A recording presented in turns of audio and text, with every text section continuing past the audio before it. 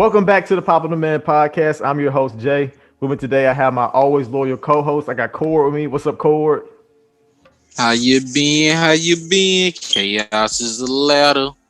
What y'all been up to? We got the number one Suns fan in the nation today. We got Cam joining us. What's up, Cam? Hey man, you already know what it is. Sun/Brooklyn Nets Nation. And did y'all know that a couple of days ago, only 4 players in entire NBA history named were TJ, and 3 of them played for the Pacers at one time. Did not know that. Let's see, TJ McConnell, TJ Lee, TJ Warren, TJ Lee, and TJ Warren. We actually got it. Yeah. Cam, why? What the fuck? Who the fourth one? Who the fourth TJ? I don't know who the fourth. Probably TJ Ford. He played back in the day. Yeah, Okay. yeah.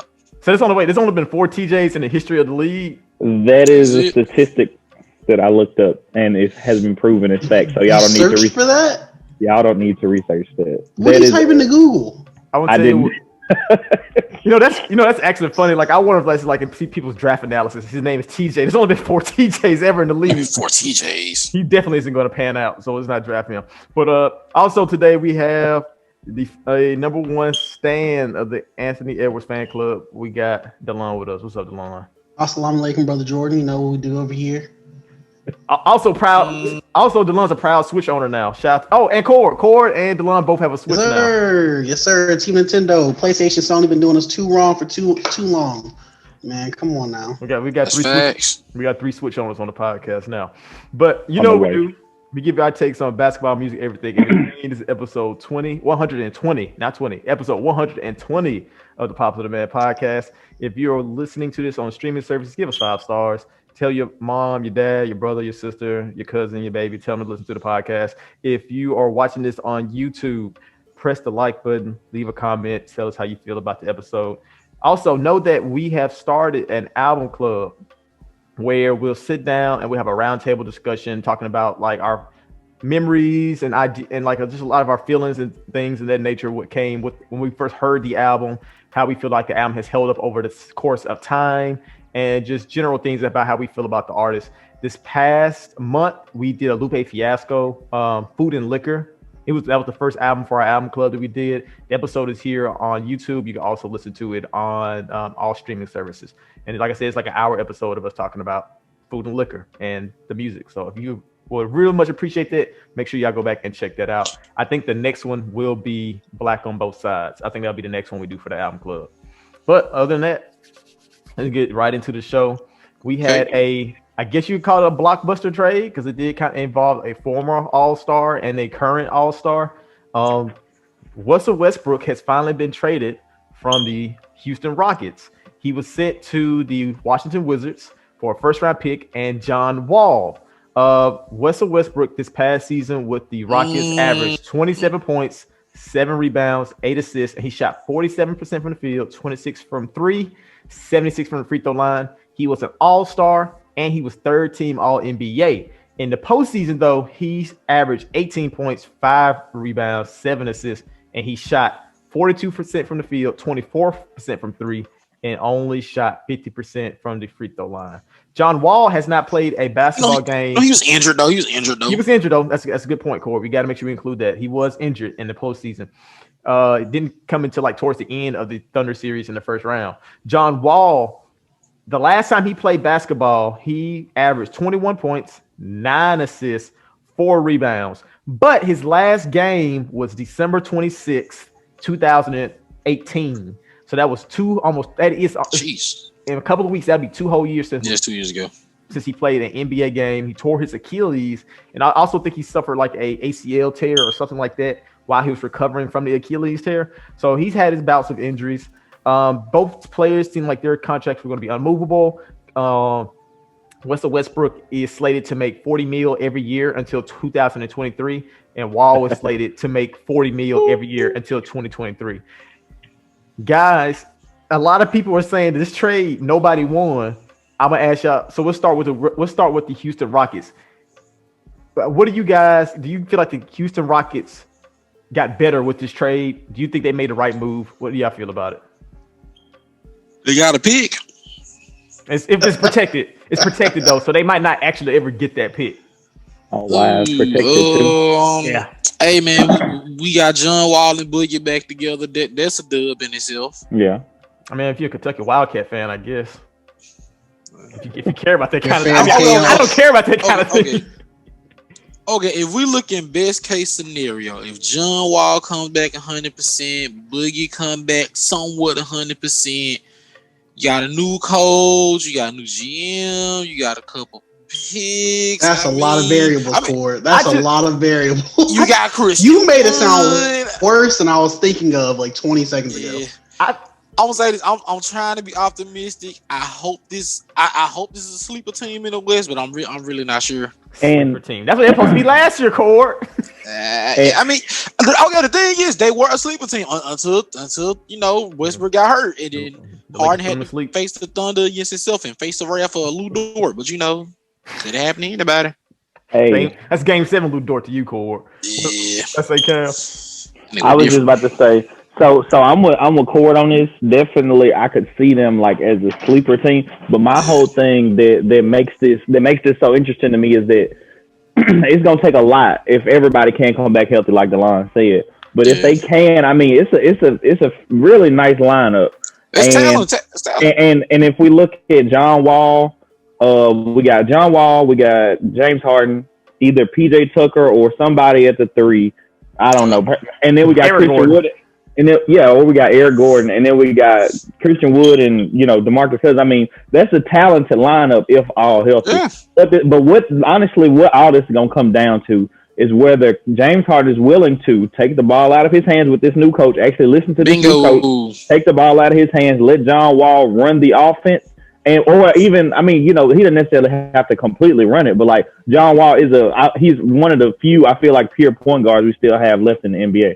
So if this new coach can break through to James Harden and actually say, hey, we want you here, we can, we got some talent on this team. It's enough to, win and maybe even get you to a title game if you can be that guy. Then I like this team. I still like them. I like them. Can I add on to this, Cam? Go ahead, Corey. One thing that we must keep in mind that I like for both teams at this trade is that both John Wall and Russell Westbrook are terrible NBA shooters, but they both have received the best shooting front court they've ever had in their career. So when you get Christian Wood and Boogie in Houston, and you get Thomas Bryant and Davis Bertans in Washington, that's a lot of shooting. That's true. That's true, Corey. That's a lot of shooting. I'm just saying, hey, Core, I feel like the energy after it's going to be real negative, so I'm going to let them go. No. Because they sounded pessimistic right now. No. It's just when you were talking about ifs, it made me, I didn't remember this until now, but when you talk about ifs, I just realized that the Houston Rockets have 2 players with Achilles tears in their starting lineup. That is the Achilles. We're gonna talk about it. The Achilles tear is already one of the hardest injuries to come back, and you mean tell me they're going to go into the season counting on 2 people who had Achilles tear, a 7-footer who had an Achilles tear, and then a player who relied on a lot, and then another knee injury, and then Wall, who wasn't all athleticism, but a names part of his game was blowing by people, getting in transition, and he had an Achilles tear. So that's going to change both of their games, how they're able to. In his defense, he had 2 years. He did have 2 years, but even he had 2 years. Sometimes your Achilles don't ever come back, no matter how long you really have off. My thing is like there were so many combustible elements that you did name, Cord. It was not only like injured player, new coach, new blah blah blah blah blah blah. And I think that the new coach is the best thing about the situation. Yeah, I agree. Different if like Boogie and John Wall were coming into the super established James Harden, this is what we're doing. But now James Harden got to get to the program too, so they can actually build something together rather than Chris Paul coming in on an established game plan, us doing that. But also that being said, for everyone who was involved in that trade, what did that solve for them? Because with the Rockets, I didn't see it as much of a talent thing. It was a coaching thing to me. It was an organization thing. So they still have the same organization. James Harden still doesn't want to be in Houston. John Wall said, I don't want to be the second banana. I want to be the first banana. If y'all aren't going to build around me, trade me. What do they do? Trade him to the most essential first banana, detriment first banana. I think Russ might be the only one who he just didn't want to be there. So I guess Russ might be the only one who's happy in the situation. But I mean, I don't know who mentally is saved here.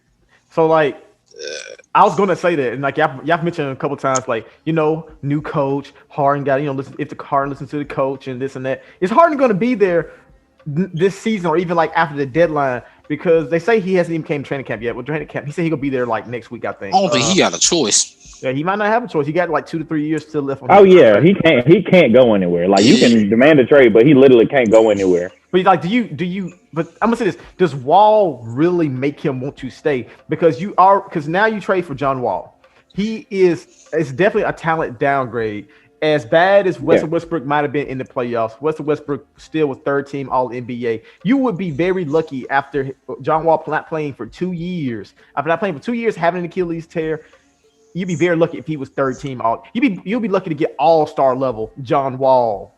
Yeah. Back. And so it's me. They made a obvious downgrade in talent next to Harden.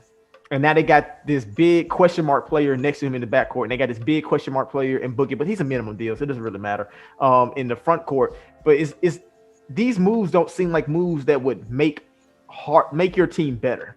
Potentially, they could. I feel like at best they would be just as good as they always been at best.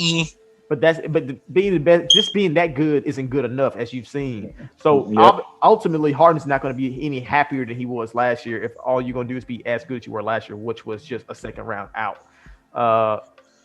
At some point, the Rockets need to just like stop making these lateral movements, because like I was looking at like each iteration of the Houston Rockets since 2014 is a completely different team every single year, except like they kept Trevor Ariza for 2 years, they kept PJ Tucker for like it's entire different waves. The only thing that's the same is James Harden. So eventually, y'all just need to either stop making these huge lateral movements or just filling in like appropriately. But it's so built around one player, the one player who consistently doesn't get it done. And I hate when everyone's like, oh, a championship or bust, blow it all up. But you're not getting better players for it. No. And I'm gonna say this: when D'Antoni being gone, this may be the time we'll actually see a change. That's what they said with Kevin McHale. But I'm gonna say this: they did. They did see a change from Kevin McHale to D'Antoni. It just Okay, I'm gonna say this: that was James Harden fault, because Harden was like, Kevin McHale won't let me run the entire offense, and then D'Antoni was like, oh, you want to run the offense? You gonna be the offense, and then Harden and Harden, that probably sounded cool, but then when you go to the playoffs and you the whole offense, I think Harden was like, okay, maybe I need to coach like Kevin McHale again. I don't know. I don't think Harden still doesn't think that. I think Harden is perfectly fine. I think he goes out to get his numbers, looks at the stat sheet after the game. He's like, I did my part. Hey, man. If every single one of your seasons end with you having to go one-on-one against Klay Thompson, or Lou Dort, or Andre Iguodala, you probably want to change. You would think. Probably want to change. But he does want to change. He want to leave. He wants to leave the Rockets, so he wants to change. I don't know. Like I just really feel like Kevin McHale, with the roster they've had, I feel like would have had a lot more. Well, with the number twos that they've had without him, I'll say that. Because who was the second best player during Kevin McHale's era was like a discount Dwight Howard and Chandler Parsons. No, and don't forget this. They was giving out contracts to Jeremy Lin and Omer Sheik. I ain't forget. Hey man, come on now. I ain't forget. Come on now. Sheik was kind of that guy though. I would say that he was, but everything he went to when he left Chicago, he got did dirty. All he wanted to do was start, and they was like, "Nah, we bringing in Dwight Howard." Then he went to New Orleans, and they was like, "Oh, we got David West." And I don't think Sheik, like he was just always hurt. No, he's not in the league. He was just always hurt when he went to New Orleans. Which Eric Gordon was always hurt. Pretty much everybody was always hurt in New Orleans. I don't know what they got going on over there. Yeah, but don't have to worry about that in Phoenix. Facts. Talk to him. But that's because y'all historically play less games than the other teams involved. Hey, I'm with you. But like you said, Dylan, it boils down if will James Harden even be available? Is he going to play? And even then, this move isn't really I get like it doesn't make sense for the Rockets because you just got a downgrade in talent. It might be a slightly better fit, but that doesn't really take you much. You didn't need a slightly better fit to make the Rockets better. There's a lot of things you need better. So you need Boogie. You need this new coaching system. You need a lot of things to go right for it to be better. This is like I don't see this ain't really a gamble because the contract is just as big. It's just like why did you even do this? Like why? But they probably also They probably should have been gunning to rebuild. So they should have this kind of makes me feel like, oh, we're not going to change James Harden. We're going to actually make this seems like a move that says, hey, we're getting John Wall to compete, because I can't imagine them saying, oh, we're going to blow it up, trade James Harden, but now you're stuck with John Wall big ass contract when you could have maybe traded Westbrook for some worse pieces, but at least it would have gave you flexibility. You'd have got cap space. Now you just got this big ass contract, and if he's bad, nobody's going to touch it. Trade that man to Charlotte and call it a day. Yeah, I think y'all forgetting something though. What's that? I think y'all forgetting something important. What's that? Hey man, I think Washington will be dangerous. That's what I was. That's what I was ready to talk about. So Cam, it's best backcourt in the East. So Cam, talk about it. How do you? So but all of us don't really. Well, you two seem a little bit more optimistic about the Rocket side, and then me and DeLon seem a little bit more pessimistic. But let's talk about the Wizards. How do y'all guys feel the Wizards? Did they get better? They're around the same. Did they get worse? Was it a good or bad move? Cam, take it away.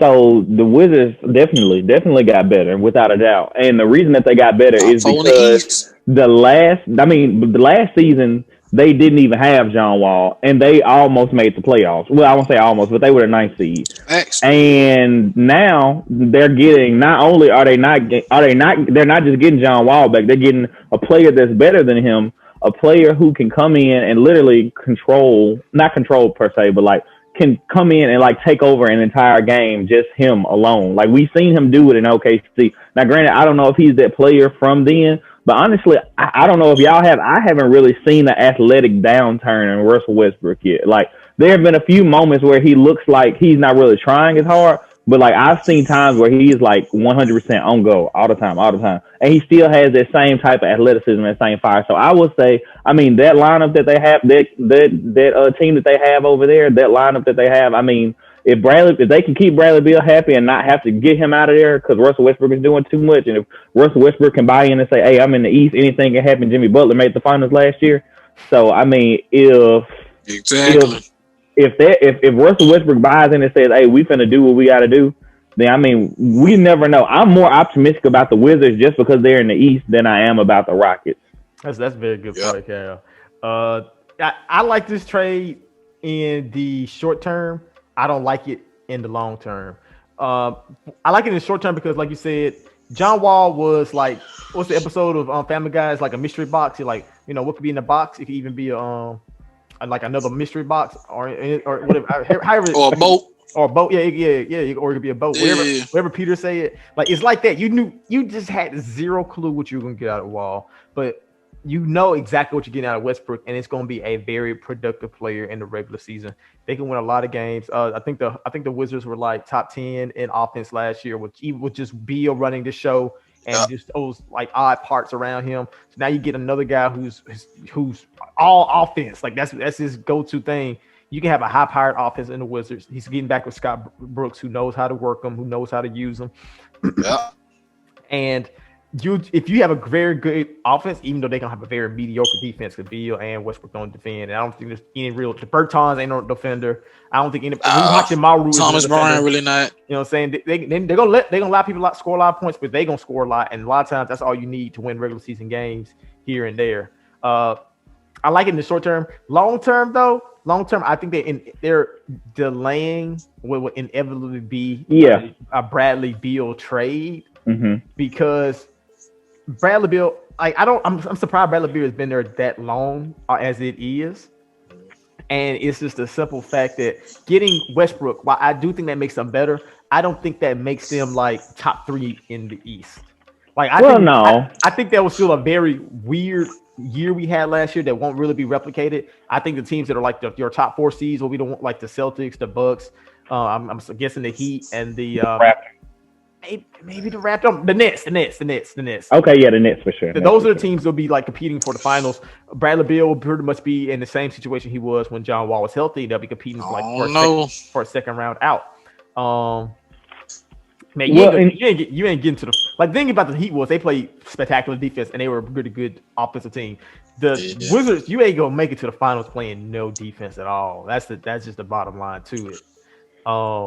And so that's why I said I feel like he's gonna get frustrated. Bill's gonna get frustrated. He's gonna want out, and then he leaves, and then you stuck with Russell Westbrook, who's gonna start to decline at some point, but he hasn't really declined a whole lot. And that's why I would definitely say I'm going real quick, but I would just say that I agree that this is definitely a better short term move than a long term move, but I don't think they made this decision for the long term. I think they were willing to give up that pick, and they were willing to say, all right, we'll bring on Westbrook right now, and anything goes. Like there's no clear cut team. Well, I mean the Nets, but we don't know how good granted everybody's saying KD's coming back healthy, so but still, we don't know how good the Nets gonna be. We don't know if they're gonna blow up chemistry wise. But this team right here, if they can actually go out there and attempt to play some defense, anything is possible in the Eastern Conference. Honestly, it's facts. Yeah, it's true. It just felt like they were probably they're gonna probably be like a 6th to 8th seed team. I think they're probably like 5 to 6 because Westbrook he can get you a lot of wins. I'm telling you. Right. I see them being like 5 to 6 behind only the Bucks, the Raptors, the Celtics, the Nets, maybe the Heat. They might be behind the Heat. Heat won that good of a regular season team last year. They played terrible on the road. They'll be back to playing on the road again. So maybe it won't affect them because there won't be any people in the stands. But I can see them being like a 6 to 8 seed. And the crazy thing is though, have y'all seen the new play-in tournament format? It's different from last year. Yeah. I have not. So the new format is that the 7th seed now has to could play to keep their spot. So when you get to the play-in tournament, the 7th and 8th seed will play against each other. The winner becomes the 7th seed. That's the ninth and 10th seed play against each other. The winner plays against the loser of 7 and 8. So the 10th seed could beat the 9th seed, and then he'll play against maybe the 7th seed because the 7th seed lost against the 8th seed.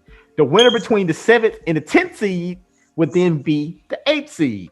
Well, that sounds like the Timberwolves making the playoffs, my boy. I knew the law was like this. I knew the law was like this. This is crazy. Like this is literally negating the regular. I had to play Houston. The 7th seed, so I see what's happening with Cam right now. No. Like this makes me think about Major League Baseball. They literally play 120 games to go out there and win, and all you gotta do is win one game, and you can make it to the playoffs. If you've been bad all season, this is basically a wild card. That's what that is. Yeah, it's exactly what it is. It's putting an emphasis. It's putting an emphasis more so. So fans have said for the longest, we want to make the regular season more exciting. We want to make people care about the regular season. If you're the 7 8 seed, just because you're like, whoo, I'm like 5 games away from 9th.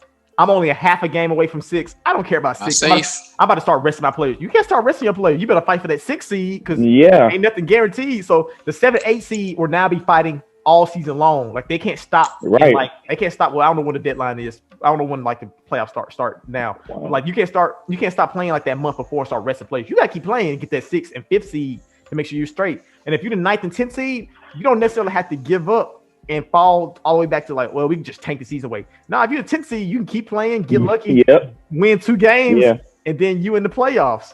I mean, and it's crazy because you can have a team that's like injury riddled all season, but the team held it up enough just for the stars to get healthy, and they get the 10th seed, and then bam, you can make a run in the playoffs. You could.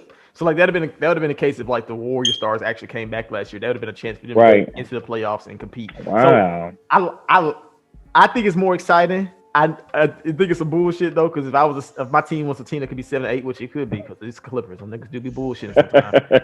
I would be upset. I don't know about that. I'd be upset, but last year, where the Suns were left hanging, that wouldn't be the case this year. They could have actually had a chance to play and earn their spot in the playoffs last year. See, this is exactly like when you're in this tax bracket, you pay this money.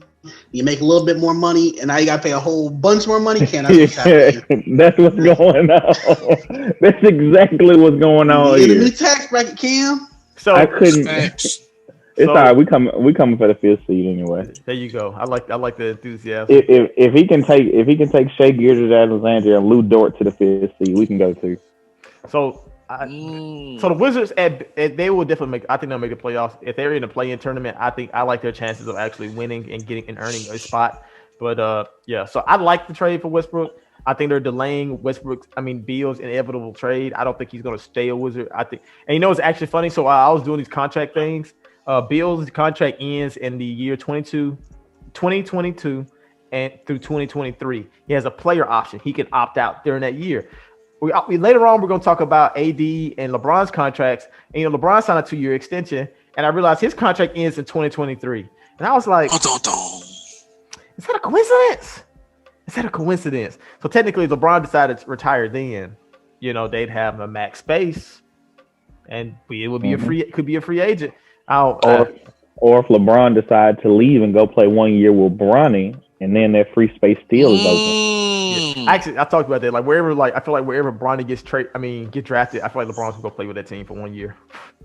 He's just going. I hope and praise the Hornets. I ain't gonna lie. I wouldn't want to play. I wouldn't want to play with my dad. You're already gonna have all the Ball brothers on. I'm about to say, Corey, do not hope that, because that means that the Hornets, after getting LaMelo, still stink 3 years later. You don't want that. Okay, yes, that's a good point. Oklahoma? Somebody said that too. They was like, LeBron gonna go play on the Knicks then with Bronny. I said, damn, y'all just gonna write the Knicks off then. or maybe they're saying Bronny is gonna be a late round pick. That's what they're saying. That's not what they're saying. They said the Knicks gonna pick him. But wait, scratch it. Mid first round pick go to Phoenix. Hey, I'm with it. LeBron and Bronny, Chris, DeAndre. Man, that sounds absolutely disgusting. That's being very optimistic. Chris Paul will not be in the league in 2023. He will not. Nah, man, he knows the banana boat. He be the coach. He be assistant coach at that point. The coach, exactly. Facts. Under Monty, all right, y'all. We've been here a while, so let's talk about music for a little bit. Let's talk about Chance the Rapper. Chance the Rapper has a little bit of scandal going on, some legal troubles with his manager. It turns out that he fired his manager and replaced his manager with his brother and his father. Innocent enough, I guess, nepotism. But it turns out that he refuses to pay the manager for the work he did for the big day. Well, you're thinking like, well, the big day was terrible. Why should he pay him for that? Well, because the manager said that Chance the Rapper rushed the project. Chance the Rapper picked a date to release the album before recording the album and while he was planning his wedding. So he was like, the manager said, I told Chance, like, don't pick a date, just make the music, then get a date. It's too early to make a date. You're really booked right now. You don't have time to make music. He said Chance didn't listen to him. He said he started making music. He said they were very unserious recordings. It was very unserious time spent in the studio. So they weren't really unserious sessions. So they weren't really getting any music made. They weren't really accomplishing anything when they spent time in the studio. And so the product because of that, we ended up getting a product that we had, which was the Big Day, which sounded like a clusterfuck of ideas that weren't really fleshed out, or they were just overly rushed. So the Big Day ends up tanking. They try to recoup some money.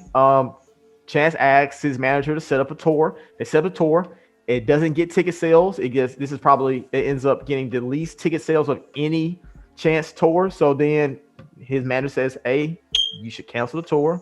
You should start working on your next project. Don't worry about it. You got to hold this L that we walked into. And then that's when I believe, I might be forgetting a slight detail that Lon's going to remind me, but that's when he decides to fire his agent and then replace him and then refuse to pay him because the Big Day sucked. So, guys, DeLon, how do you feel about this situation? What are your thoughts on Chance the Rapper? So, some other details. Chance the Rapper owes him 15% going back to his earliest mixtapes. And the manager said that he was a very large influence on the whole, we're going to do this independent without signing some major label deal thing. So he also said that there were a bunch of people hanging around in the studio that was doing everything except for music. So they were quote unquote freestyle sessions, which damn, that makes so much sense. Golly, Hot Shower makes so much sense. And then the last thing is, after the album came out and it was asked, the manager said, hey, stop doing public appearances, just be low key, stop making TikToks, Trillers, and all that kind of stuff. Just work on the next album. And then Chance proceeded to go on Ellen and all these other talk shows where he had to keep answering about why the album was like received so poorly, which made it even worse. So then he got fired. Man, this is This is hilarious. This is hilarious. It's stories like this that we usually don't get until like 15 years later after the fact that explain so much about what happened. So I think that's just amazing. I think it's amazing. Chance has an answer for it. But man, there's some people like that manager is obviously, if what he's saying is true, is obviously an extremely instrumental part to Chance the Rapper's entire essence, his entire persona as a public artist. Down to the independent thing. Getting rid of him because of the flop, when that's wild. If it's true that his manager at every step of the way was telling him, I don't know, Chance. Oh, I wouldn't do that, Chance. Maybe you shouldn't do that. To fire somebody after that, like if he was a part of it and he was telling him, Chance, you should do this. Chance, you should do that. Chance, that's a great idea. If he was being a yes man, then yes, he should absolutely be fired. This is a colossal letdown that he would have egged on. Even if you looked at the past things, the past success, if he played a large hand in what this became, and it was a gigantic money and like time and cost sunk, then yeah, I can kind of understand firing him, even though he probably shouldn't have because he did so much for you in the past. But it's the fact that he was every step of the way at every turn where it's like, we can turn this ship around. Let's not do this. And Chance just chose not to listen to him. That's just ridiculous. That's nasty. Is Chance the Rapper Doc Rivers or not? Yes. That's the question. Adjustment. And this is manager Ty Lue, or is he not Ty Lue? Manager Ty Lue. I just remember. I remember that whole. They were saying, Chance, you're gonna cancel tour. You're gonna cancel tour. Like, no. And then finally, it was like November or something. He put up some long ass post like, yeah, me and my wife just had our second child, so we gonna. I gotta spend time with my family because this is a crucial time. Everybody misses this time. Nigga, we know the truth. We knew the truth, but now we know the truth. It's documented. It is in the court of law, nigga. Corey, I gotta hear your thoughts on this, man. Come on. I told y'all. Wop, you know. Do you not remember? For years, I have been telling you, I really like acid rap, but it just seems like Chance is. You know how this is when an artist first come out and you have your original team with you, and they give you all these great ideas, and you get like an image and a persona and the music, and it all works out, and then it's time goes by, you just toss them people to the side one by one, and the music, like every time he would drop, so I'd be like, Jordan, this sound different. This ain't the Chance I'm used to. Like even the features he was doing, like he was doing something like Tissa Korean. I'm just sitting back listening, like, is this what you really want to make? Is there not somebody here with you saying, maybe you shouldn't do this, maybe you should do something with this type of artist? And like, to me, this just feels like everything that I feared has happened. But I don't really be listening to Chance no more anyway. So yeah, I mean, this y'all go. This y'all go. No, don't do that. Don't do that. No. That's the line on Sundays to be listening to Hot Shower while he cleans his house. You defended Chance all the way up to the big day. When the big day happened, you said, all right, cool, you got a point there. I told y'all when he did that little Arthur, I still like his music up to the big day. Hey, when he did the Arthur remix like 4-5 years ago, I said, yeah, that's it. That was hot. Stop playing. That was hot. Man. Stop playing. When he did that, I said, nope, that's it. That was, ooh. Hey, Corey, ever listen to that song on full blast when you rolling down the beach? Not having your middle Mississippi ad. But man, I'm telling you, that hit. Well, I'm gonna say this. I want to feel. I kind of feel bad for Chance because I just feel like this is what. I mean, I do what I don't, but I do because I think that this is what happens to an artist when people love you so much, not because of what you do, but what you represent. Your mind becomes clouded, and you convince yourself that you can do no wrong. And every time Chance did something wrong, he would, people would just be like, nah, this Chance, he ended. Like, okay, like, remember a couple years ago when they was like, yo, the people at MTV said Coloring Book wasn't that hot. Remember I told y'all Coloring Book wasn't that hot? Y'all was like, oh, you hate. You just don't want to see a young independent rapper shine. That was King, fam. I said Coloring Book was a solid album. I said also, Cord, you hate a lot, so. Yeah. No. This is the thing. I don't hate artists. I just say some don't feel right. Now I might throw a little slander in it, but I don't because things I really like Chance, but it just felt like every time Chance had a great project, then he had an okay project, then he had a decent project, then he had a terrible project, and now it's looking like his career. I ain't gonna say in shambles, but it looks terrible. Well, and to me, every time I criticize Chance, nobody said the music is good. People said he's a great guy. He donates money. He's independent. He doesn't like corporations. I'm like, bro, you got your breakdancing on Ellen. Is this not a corporation? Like, what you doing? Well, he with Apple, but he not signed to Apple. But he signed to Apple, but he not signed to Apple. Like, I'm saying, being friends with Ellen these days don't make you a nice guy. Guys, where did Chance go from here? Word to what Corey was saying. Shit down.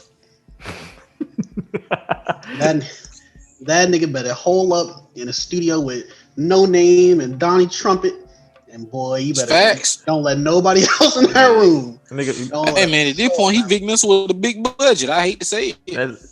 Vic Mensa actually made a good project recently. Don't do that to him. I forgot about Vic Mensa actually made some good music. You're right.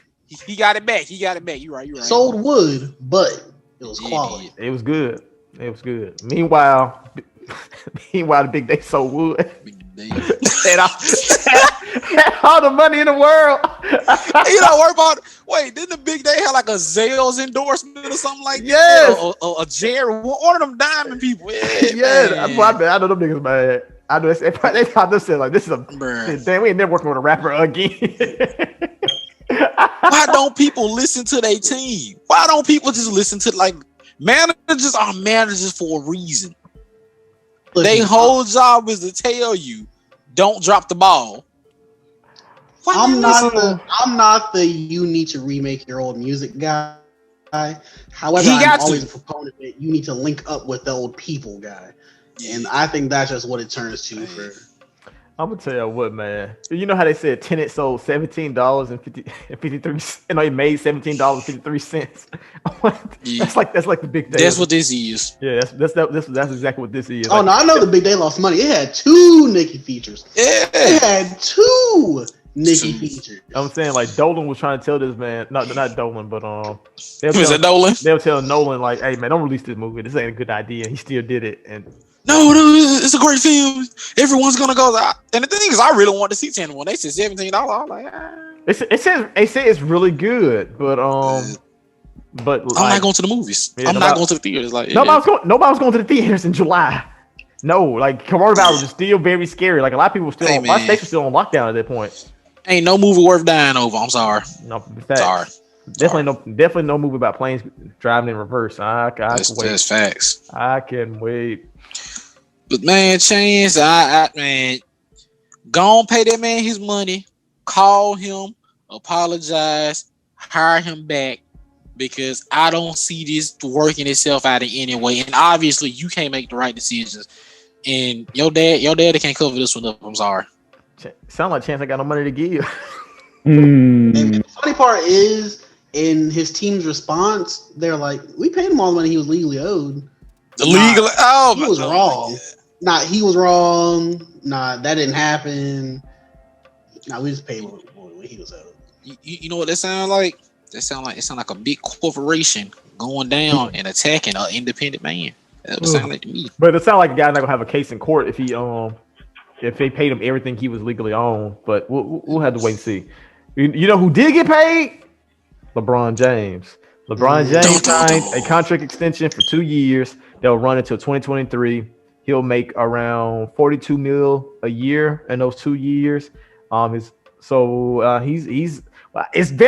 came out of nowhere. Nobody knew LeBron was going to do this. It's very unlike LeBron to sign an extension, especially after those years where he was signing like 1 year deals every other year with the it's cash, it's cash. Yeah, but I don't even remember him sounding like contract extensions when he was with the Heat. Like he just let his contract just play out, and like he never won on the back end though. That was LeBron's issue. Yeah. With that. Like he would always win in the middle and then lose at the end. Yeah, true. Lose the first year, lose the second year, probably win the third year. Lose the first year, win the second year, lose the next 2 years.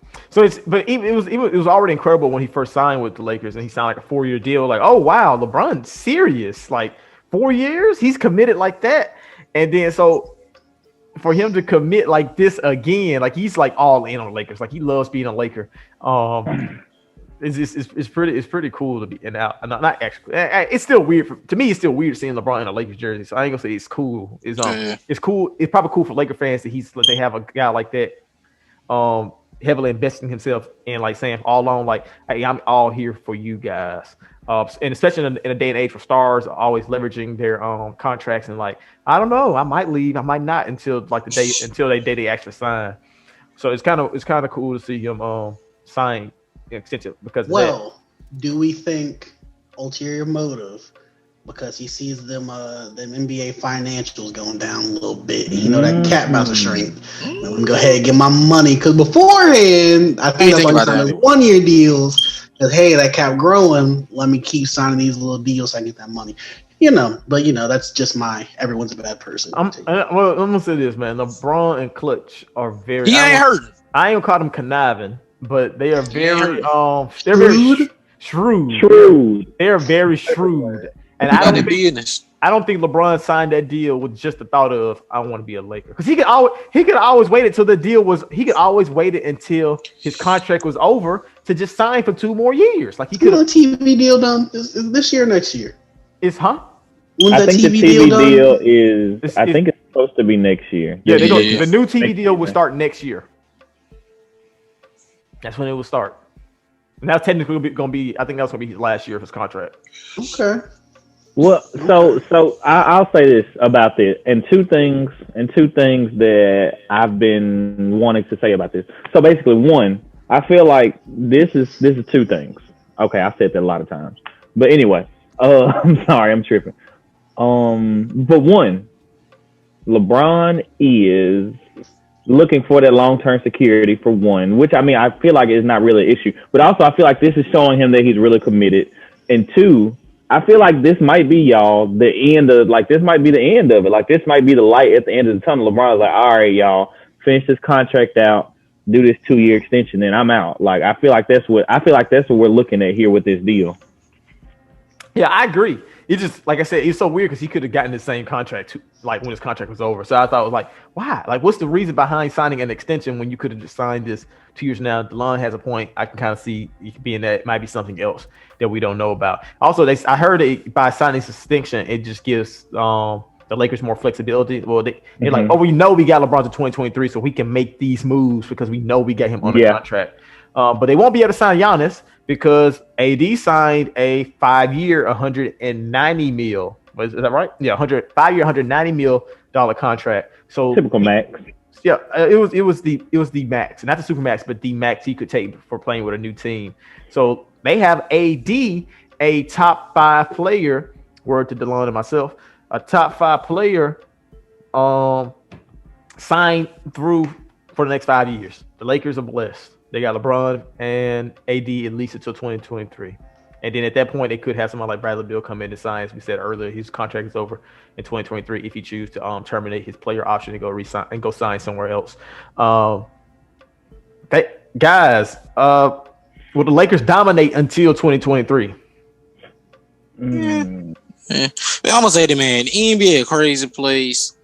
The Warriors really the only team that we just really seen have foot on everybody next. But even then, it was a couple moments where they could have lost. So I can't put it up to one team that ever just dominate the league for a long time because only Jordan can do that. No offense to Brown though, and this is this day and age. Skip Bayless wave or nothing. And in this day and age, where players can just go the places like literally tomorrow, we could wake up, or as soon as podcast is over, or literally during this podcast, we can get an alert from ESPN that said James Harden has been traded to the Brooklyn Nets. And now you got a team that got Kyrie, Harden, and KD all on the same team, and their contracts wouldn't be over for like another 2 to 3 years. So then you got a super team right there with massive talent you had to deal with. The 76ers might be a super team 2 weeks from now. We legit never know. We'll never know. Yeah, that's facts. Like you just never know in this day and age, so it's hard to say if one team would dominate or not. But I'll say this: it's the Lakers brand back because the Lakers were dead. They were stuck in the water when they were running D'Angelo Russell and Julius Randle and Brandon Ingram, and they had Jordan Hill, Thomas Bryant. They were flabby and sick during them years. They developed a lot of good players though for other teams, but it's more so they pick good players, and I feel like the other team developed them because they weren't. Yeah, them players were not getting better underneath them. They became drastically better literally the next year after they left. I don't think that's a coincidence.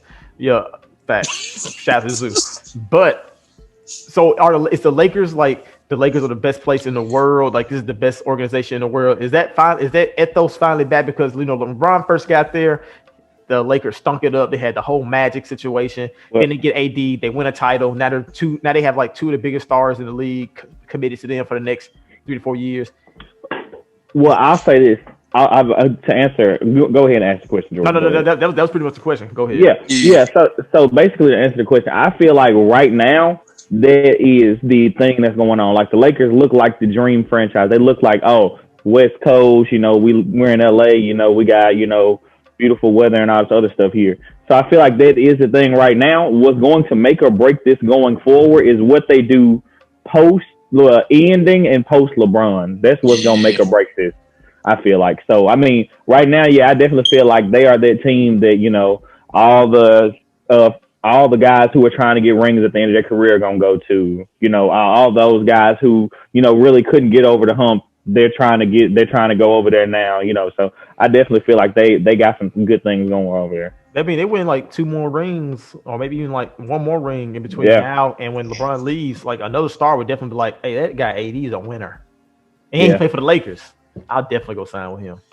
And I'm gonna say this. I'm gonna put my hate to the side for about 30 seconds. I'm gonna say this. Because for a very long time, I was giving Danny Ainge, well, not all the time, but I just give him his credit. Like, man, he did a lot. He did this. He did that. The Lakers came back out of nowhere. Like, as soon like getting LeBron instantly flipped the switch on that entire franchise. And that front office, and even with all the drama and the changes that they didn't have, they maneuver quick. I don't know if I want to give them the credit, I want to give LeBron the credit, or is both of them really just putting their work in. But they have flipped everything in a short amount of time. Playoff mode activated LeBron. Allow me to hate. Because you had to turn it off, so I got to turn it on.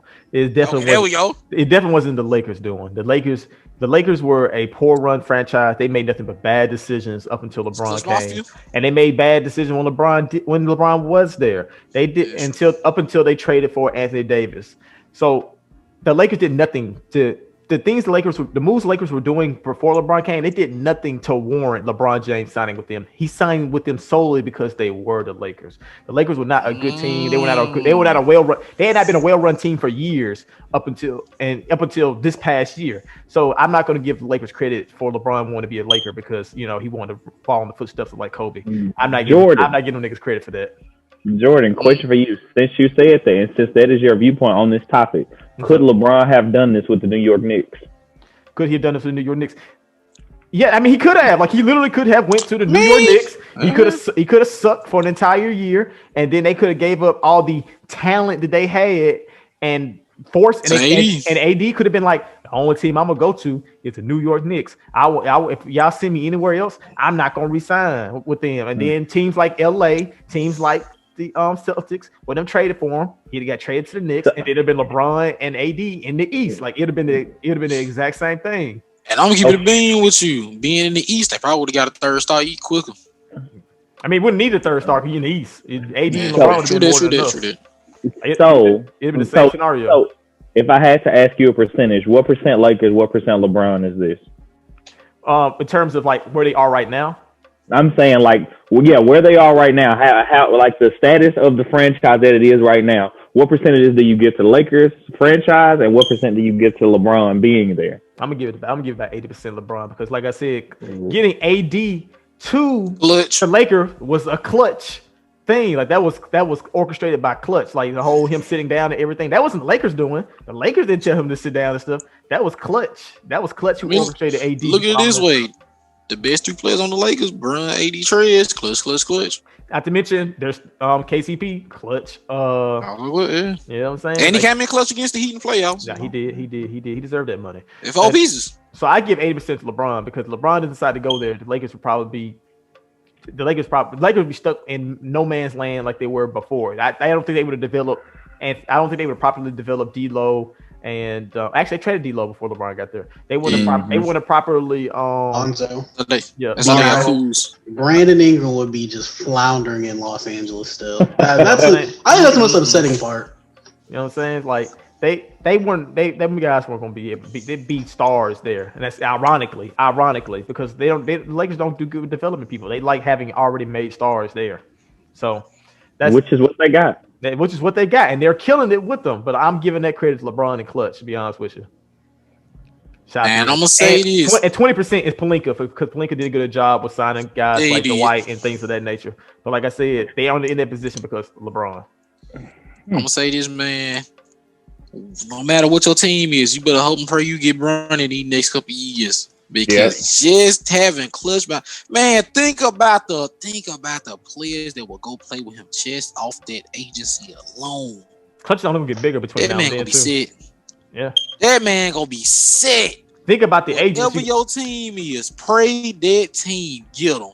They gonna thrive. Think how many sleeper agents you gonna have on other teams if you got Bronny on your team. You'll be like, hey, fam, we're gonna slide you some of this on LeBron Nike money underneath the table if you if you go out there and shoot 30% for your team in the playoffs, so that Brian. That's all you gotta do. Word to Trez. He getting paid $9 million. Trez ain't getting just paid $9 million. He ain't take that big ass pay. He could have got $20 million this offseason. He get paid more than $9 million. You think he could have gotten $20 million this offseason? Did you see what the Hornets gave Gordon Hayward? He could have went there. Charlotte had the bag ready, and also they desperately needed a center. That's the greatest part about it. Yes, that's what they needed. They needed a center. He could have went there. They would have gave him $20 million a year. I ain't gonna hold you. I probably would take $10 million less to live in LA than I would to live in Charlotte. But here's my thing: with the way the NBA looking, how money looking, the Trez really gonna get that money a year, 2 years from now? No, that's the thing about it. Especially if he ends up looking like he did on the Clippers, which is very likely. He potentially. And I'm gonna say this: that was his chance for a big payday. We talking about Brun fans and Laker fans. If you disappoint them. They gonna let the world know. They gonna let the world know you suck. And they ain't gonna be hey, we were mad at Trez, but we went on. I'm gonna say that like we want to tweet. Hey, they were trying to take Danny Green off the face of this earth. I'm just gonna throw that out. And I'm gonna say this: I do pray for Montrezl here in that regard because he was. I don't want to call him emotionally unstable or anything like that because that's just too harsh. He went through a lot. He went through a lot. Like even before his grandmother passed, he would be just randomly. It'd be a Tuesday in January. He was like, "I'm all I have. I fucking hate myself." He was just post. He was randomly posted on Instagram and Snapchat during the regular season. And so I couldn't imagine if he got like that kind of like, you should go kill yourself. We're going to come kill you and your family type responses that he was getting, like the Lakers was sending to Danny Green. I couldn't imagine if it ever became a time where Laker fans went after Trez like that. Like I just hope that never happens. I promise. I hope it never happens. Which is why I hope he thrives with the Lakers because I hope he's different. I'll say decent. I'll say decent. I thought I sound a little suspect, Corey. I ain't gonna lie to you. What I do? Okay. Like this is my thing. Regardless of what he did, I still like Trez's game, and I hope he go because things I want him to get traded. I want him to lead this, then the third, but I want him to go somewhere to thrive. Even if it's the Lakers, I want him to thrive. He gonna be better than Zubac, but hey, I still want him to thrive though. I hope he do decent. I'll say that at the very least, and that's it. I'm gonna say I may be a hater, but I ain't never just been like I want a player to have a terrible year. The thing is, if you play better, we get to watch better basketball. That's true. And it's really what matters at the end of the day. That nigga was a snake though on the Clippers though, so I can't. I used to feel that way about Clippers when they leave. I don't feel that too much way about the trade. I just hope Laker fans don't take that man head off. That's all I'm hoping for. And I look at it this way. It can't get no worse. My biggest NBA fear came true. Jared Dudley got a ring. It can't get no worse for me. So I hate. Speaking of former Clippers, I hate.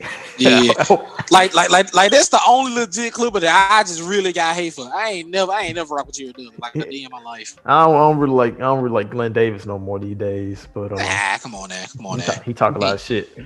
He speaking on a lot of shit that don't have nothing to do with him.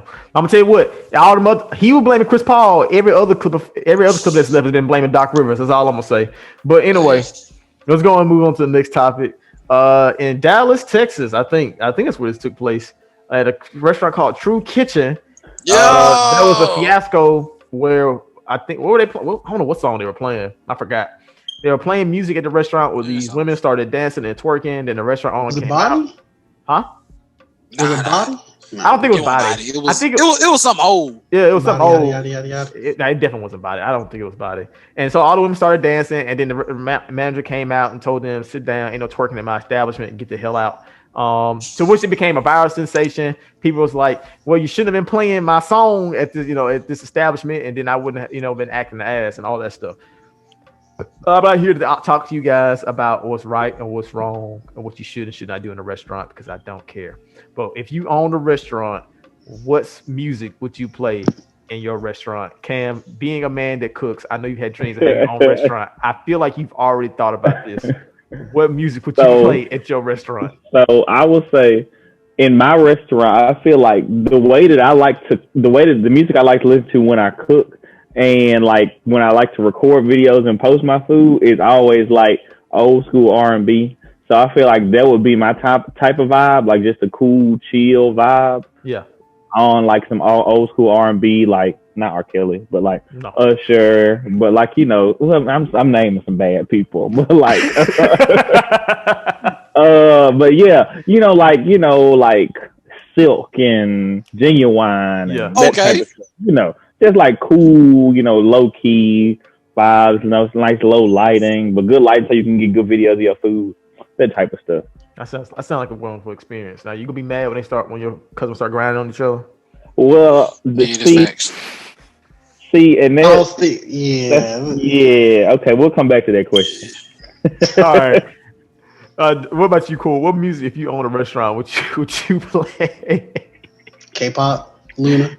Good God, I'm gonna keep it real. I'm gonna keep it real with you. I am a chaotic cook, so I'm definitely listening. Like Death Grips is just something that's super loud and just wild.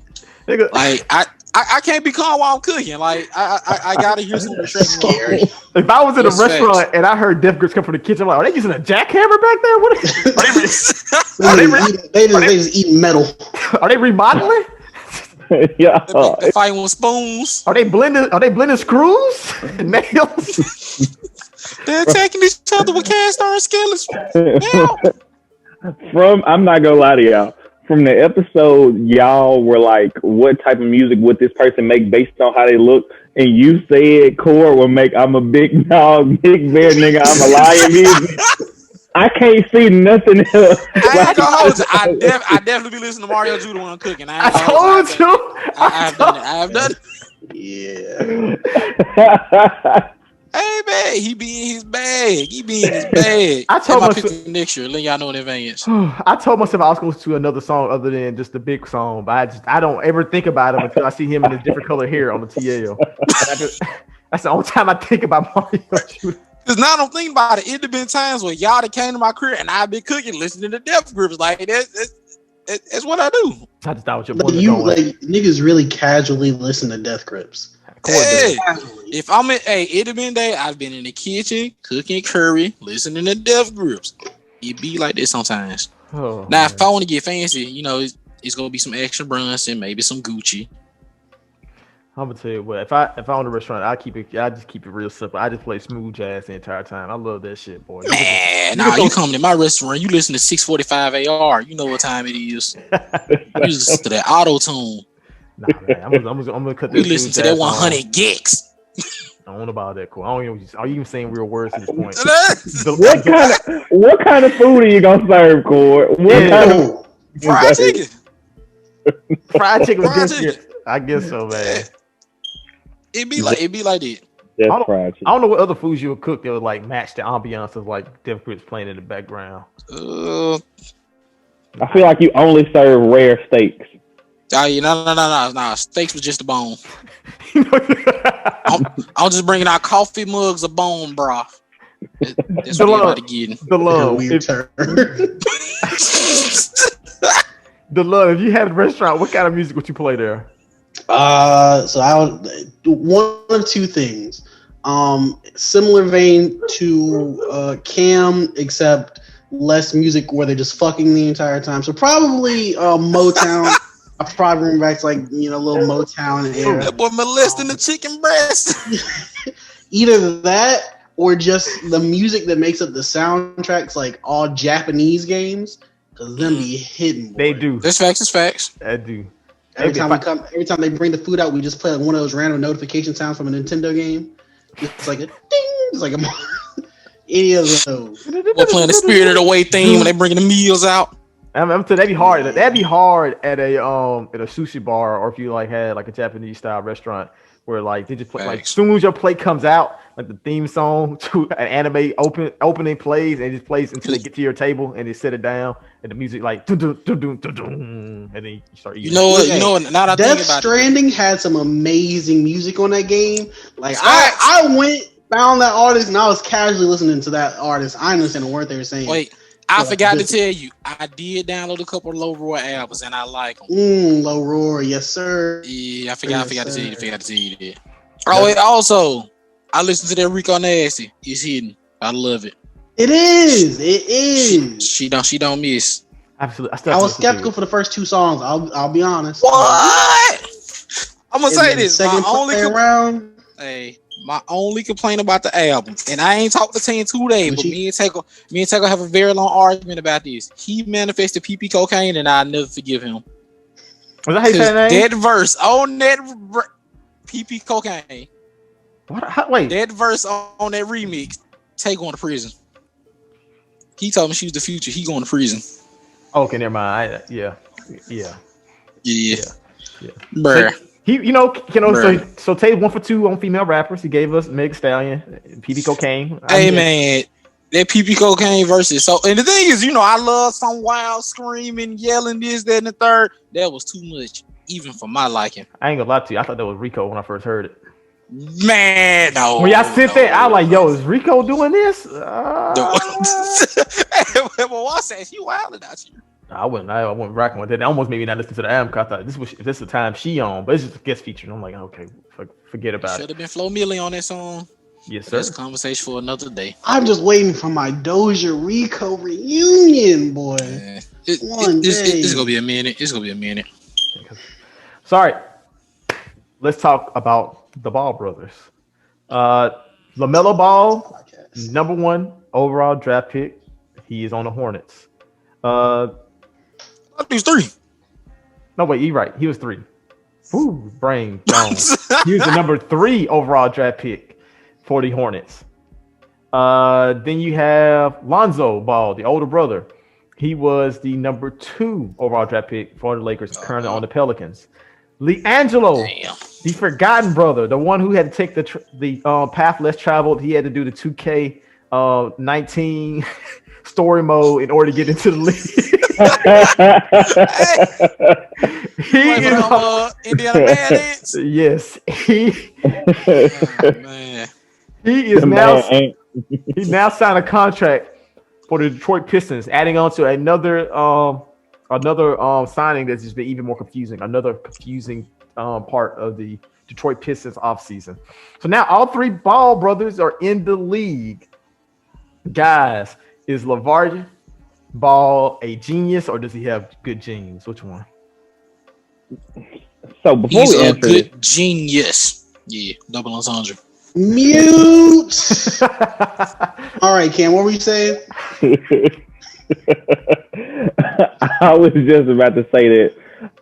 Before we get into this, I just want to know, how much did LiAngelo's game grow in the G League over this past season for him to get an opportunity now? I'm wondering, did he just get signed because, I'm wondering, why did he just get signed? What did he do this past year in the G League?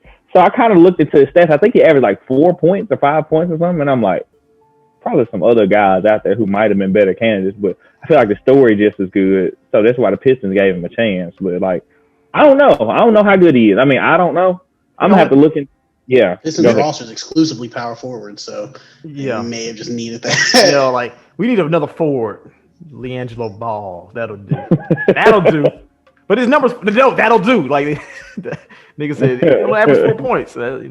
But he's supposed to be a good shooter. His whole calling card when he was in playoffs, he's got undersized 4 who can stretch the floor. I'm guessing he showed that he can maybe, the question was he going to be able to defend 4s and stuff like that? Maybe he showed that he could defend at his size and at that position.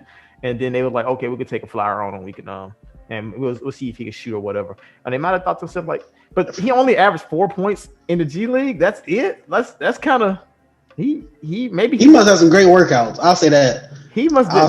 Like he must not have been destined for greatness, unlike his brothers. Like that talent, them genes that we spoke of, just must have skipped all the way over him. Because Lonzo would definitely do better than that if he was in the G League. LaMelo's definitely gonna do better than that if he was, if he ended up going that route. Like it bewilders me that they must not pass him the ball. Like I'm confused, but I don't like going back. Like people saying LeVar Ball is a genius, great genes or whatever. I'm not gonna give all the credit to LeVar. I'm gonna give some credit to them boys because Lonzo was a very, very good player in college. Like he was one of the better players in college that year. Give LeVar the credit for training him to get him to that level. But like I think he still would have been taken pretty highly, even if LeVar didn't go on TV every other day talking about how great Lonzo was. I think he'd have been just fine.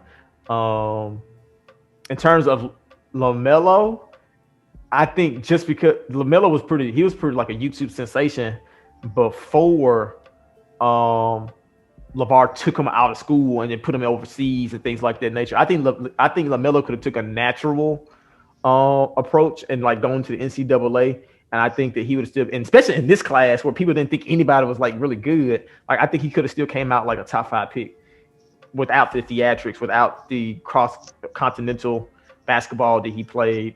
So I don't think that everything LeVar did post them kids leaving high school made them the top 5 picks. I think a lot of that's like their hard work and effort they put into it. So I'm gonna give more credit to Lonzo, more credit to LaMelo, and even now the credit to LiAngelo, who's apparently been working his butt off in the G League to get into Detroit. Like it wasn't LeVar that LeVar don't talk about LiAngelo, so it wasn't LeVar that got LiAngelo into the Pistons. I'm gonna give the boys the props in this. Hey man, we've been saying LeVar's been saying for years he wants to get Alonzo to Phoenix and he wants to get all 3 sons there together.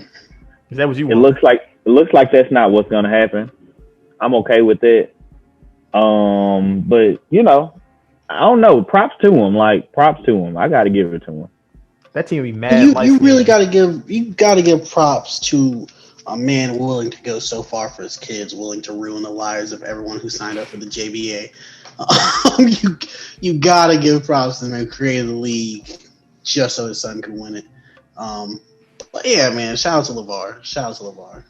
Had some good ideas, weren't all executed well. But like I said, I think that those kids, I think that I don't think it was like the LaMelo footage in the JBA that got him into the league. Like I don't think so. I will say this though. I think LeVar calming down the theatrics and LaMelo calming down the theatrics and the dumb shit in the last 2 years definitely was to LaMelo's benefit. Also, if he would have kept him in college, he probably would have played 5 to 10 games and the season would have been done. Yeah. But I'm saying, like, it'd have been around the same effect. Like, okay, he's a gigantic guard that can shoot. He's Lonzo's Ball's brother. He'd have been, as long as he just didn't stink it up in those 5 to 10 games, he probably would have still been. So we did get to see him play multiple seasons though with a professional team, even though it wasn't the highest grade of professional team. I think that growth spurt. And I think part of the reason that he is so highly regarded is because he has professional experience. I mean, we look at the guys that have been taken like Luka that come from overseas with professional experience. They become almost immediately when they hit the NBA. So definitely him having that professional experience boosted his draft stock, I feel like. So I agree with you, Jelon. Lastly, go ahead. I would say I will give LeVar Ball a little bit more credit because it had to do some with LeVar, had to do some with like the Ball name. Because Killian Hayes is a guy who got drafted for the Detroit Pistons, and he didn't get taken top 5, and he had professional experience. And he played, and I want to say that the French leagues are better. French legend. I want to say the French leagues are better than the leagues that LaMelo's ball in. So like, why did he go lower than Ball? So even though some people said they feel like Killian could have that kind of like star power too. But the thing that held him back is he played overseas, but that didn't hold LaMelo back, even though he played in an inferior league overseas. Also, the guy who played in the Australian league, what was his name? That was supposed to be like Yeah, He went like 10 17, 20s. 22. Yeah. He went very low. You know what I'm saying? So those are guys who went overseas or Denver Nuggets legend. who started overseas and they didn't get drafted high, but LaMelo went Wait, play. wasn't Hampton G League? Wasn't he the one who said I'm going to go to the G League? Nah, He went to Australia. He actually was in the same league as LaMelo. Yeah. So who's that the one to the G League? Green. No. That's the one who just left high school. I know who you're talking about, DeLon. You're talking about He ain't play yet, though, right?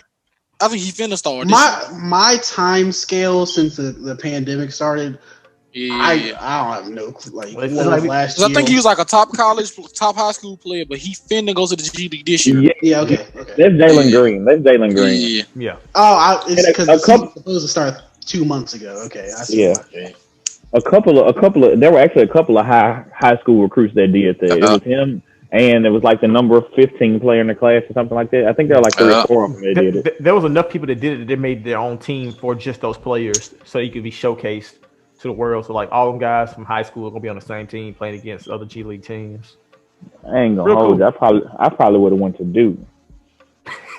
But it'd be the king over there. I would have done it too. But unless you got like an endorsement deal already lined up, and it's like, hey, sign here. So I was about to say, which a lot of those kids already do. I feel like. Yeah. So going like taking that money from Duke, or taking that, going and sign that Nike deal. I'm gonna go ahead and sign that Nike deal. Facts.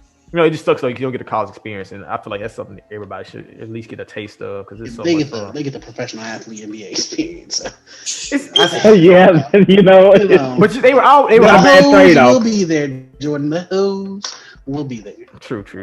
How you know that's what I'm talking about? In a way, you couldn't be talking about algebra. Let's go on to the next one. Let's go on. Yeah, we talking about those Turner Center days. Them days were fun. Let's go on to the next topic. It's actually our last topic. We're finally at the tail end of the show. Spinrilla. So there's a lot of legal trouble in our music topics today. Spinrilla was sued today by major music labels for playing copyrighted music on their service. I think they cited over like 4,796 different cases of songs being played that had copyrighted music on there. And I believe that the labels won, and they were told to pay around an estimate of $100,000 per infraction. So that means that they have a lot. They owe $600 million to the labels because they were playing on the labels. They done. Jesus Christ! Hey, that pivot, they out of here, my boy. I know that pivot. Oh, we just hyping up Spinrilla like 2 podcasts ago. That's exactly what y'all doing. Spinrilla D. 600. Let me download what I got to download. 600 million for free music. They've been playing free music for years, guys. $600 million. Woo! And so, like the label's whole thing was like, like these songs these songs contain samples. The whole essence of mixtapes is I'm gonna record. I'm gonna have this Anita Baker sample in the background. I ain't gonna get it clear, or I'm gonna have this Jackson 5 sample in the background. I can't get it clear, but I'll put it on a mixtape and I'll put it on Spinrilla and Dat Piff, and they'll play it, and then everybody gets to enjoy it. And so basically, the label said, no more of that. So guys, how bad or how good is that for music? Man, it's terrible. I want my mixtapes. Count your days. I don't want my tapes, man. You better put that shit on flash drive while you still got the chance. Yeah. Some real days are numbered because they're not going to. That is great. They gonna have to start 600 million. 600 million is what I read. Hey man, SoundCloud about to be out of here. Fucking Daffy, all the So I don't know how for the artists it's going to be tough, man. It's going to be tough for upcoming artists. I ain't gonna lie to you. Yeah, because so many upcoming artists they make a name off of rapping over popular music or popular beats that other rappers made. Like that was like the get up, like the startup fund when you became a rapper in like 2010s. You made a name for yourself rapping over beats that people love. And you're like, wow, this guy can spit. Let me go see how his actual music sounds. And then you realize that, this guy can actually rap only even on his own stuff. So rappers are robbed of that ability. They're robbed of being able to go to Spinrilla, upload their mixtapes, or going to Dat Piff. Like that's terrible for up and coming rappers. Like, and then like another thing is like it's so much easier to get your music like legally registered now. So like even like niggas going on YouTube and typing in blank but blank type beat.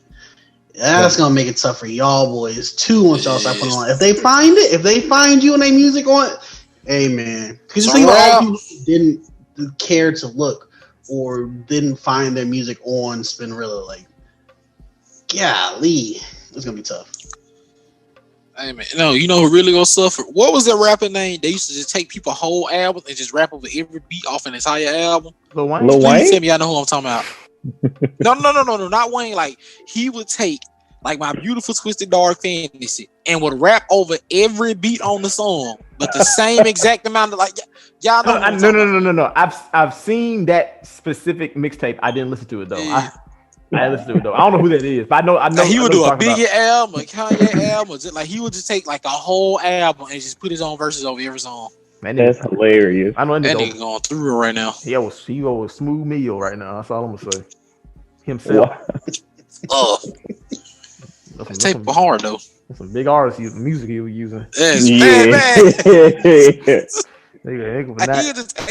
He'll take not one song, the whole album, like top to bottom, just put his own verses on. This nigga had too much dip on his chip. He flushing his drive down. He flushing his drive down the toilet like it's cocaine. He finna go to prison for that. He serving time for that. Hey man, DMCA ain't playing, man. They got us out of paint on Twitter. They hitting everybody hard. What if niggas like listen to an album, be like, man, I don't really like this song. Well, you gonna get a whole album just like it. Whole album. But you know, we should have saw this coming because like they even getting on people for Twitch for just playing music in the background and stuff. So we should have known the mixtape sites to get it tough. Yeah, they've been on people's heads on YouTube. I don't know, man. That's just felt like something that's been so like impending for like 10 years. Yeah. It's at that point to where it's like, well, I mean, they ain't got Spinrilla out here by now. Hey, well, at this point, folk might well just man. People, you might well just make your own music, bro. If you know the podcast, anything, songs, you go make it yourself. Facts. We learned the hard way. You know the way. little Twitch stream, but put your own little freestyles in the background, make your own beats. Yeah, that's local. That's why. You better hit up my boy Local. At Local on Twitter. That's why I had to. That's why I like at one point I was playing like just random songs at the beginning of episodes. Had to cut that out. There's his logic in his label got us out the paint on that one episode. I ain't done this shit since. I ain't done it since. You better play the law. I can't play the law. I can't wait till Rashad release that music because I'm gonna play that shit in multiple different spheres. I'm gonna mean the hell out that music. Cam, you know what the law is? No, I don't. The law is Cord, Rashad's. Cam heard about the law and Cortez. You heard about it. Record label. They recorded music freshman year of college. And really? Yes, and I used to play this shit. I remember you saying that they had music, but yes. I didn't. It was Cortez. It was them having like drums with like our friend Cortez playing the keys. Like it's all them rapping over like music with keys in the background, like Memphis shit. That's hilarious. Yeah. Well, I need some of that music here. I ain't gonna lie. I got so many like pictures and videos. We got you. That's the only thing I'm missing from my freshman year. I didn't get none of that music recorded on my. We just ain't got the music. Nah, you ain't even. That's facts. Where is it at? Apparently, Rashad said he has it, but he ain't released it. Somebody got it. It's in somebody's emails. That's the crazy thing about it. The thing is, like, everybody Ole Miss emails have been wiped at this point. Oh yeah, mine hasn't. I still get emails every day. For real? Strange. They got rid of. They got mine out of here like a year ago. Yeah. I think they say you have it like 6 months after you graduate. I had mine a whole year. Okay, maybe it actually might be 12 months. But I had mine like a whole year and some change. They just like one day just clicked it off. But anyway, this sucks. Hopefully this isn't the end of mixtapes. Hopefully like all those beautiful projects that we've gone, like we just talked about mixtapes last episode. We're talking about like our favorite mixtapes. Yeah, like 2 episodes ago. It'd be a shame that all that music just stopped existing. But somebody brought that up. It's like, hey y'all, if that piff goes down tomorrow, a lot of music we love will just cease to exist, and we just won't ever get that back. So go ahead, get them flash drives ready, get that music downloaded immediately. But That's all I got. You guys have any closing thoughts for this episode? Hey man, to these rappers, please stop lying about how much money y'all got. G Herbo, come on, bro. Fraud. Come on, bro. You know what? I was thinking about making them my Who's Wild, and I was like, nah, I'm gonna wait a couple weeks for the details come in before, because I ain't want to hop off the ledge and just be on Herbo Nick. We gonna have a hilarious Casanova G Herbo episode next week. Man, hey, I'm gonna keep real with you. I low key feel bad for Casanova, fam. I kind of feel bad for him because he was chilling, and in the moment he stopped wilding out, they was like, "No, it's time to go." I wonder why he's so wilding out. Yeah, you knew the fans were watching. That's what it was. See, I got. You know the worst part about it is what's that? they finna hit tax on some more years. I'm hurt, man. Keep that nigga locked up. I'm hurt, man. They got the pod god up out of here, bro. It's been like 4 years. Oh shit! You better learn how to record. You have a trial yet? Damn. That nigga been locked up since 2015, 16 without a trial. If these walls could talk. I remember when Taxstone was the king. Taxstone was the king of podcasts. And I remember he turned Joe Budden into a pack. And in the moment he went to jail, Joe just started thriving. It could have been you, Tax. You just had to shoot at somebody. You couldn't just sit at the crib and be peaceful. Oh man. Damn. He woke up and chose violence, as they say on Twitter. That's facts. Free tax. DeLon, you got anything? No, I do not. Cool. All right. Thank you all for tuning in to another episode of the Popular Demand Podcast. Tune in next week for another episode of your favorite podcast. We'll see you then.